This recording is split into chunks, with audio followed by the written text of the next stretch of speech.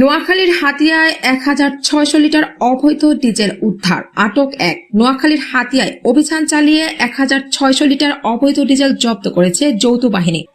বুধবার দুপুরে পরিচালিত এই অভিযানে তেল মজুদের সাথে জড়িত থাকার অভিযোগে ফারুক নামে একজনকে আটক করে হাতিয়া থানায় হস্তান্তর করা হয়। জানা যায়, গোপন সংবাদের ভিত্তিতে পুলিশ ও নৌবাহিনী তমর্দি বাজারে যৌথ অভিযান চালায়। এ সময় বাজারের উত্তর পাশে একটি মোটর পার্টসের দোকান থেকে ৮ ড্রাম ১,৬০০ লিটার ডিজেল জব্দ করা হয়। হাতিয়া থানার ভারপ্রাপ্ত কর্মকর্তা ওসি কবির হোসেন জানান, অবৈধভাবে তেল মজুতের অভিযোগে ফারুককে আটক করা হয়েছে। এই ঘটনায় তার বিরুদ্ধে পুলিশ বাদী হয়ে বিশেষ ক্ষমতা আইনে মামলা দায়ের করেছে। তমরুদ্দি এলাকায় একটি মোটর পার্টসের দোকানের পিছনে বেশ কিছু ডিজেল মজুত করে রাখা হয়েছে।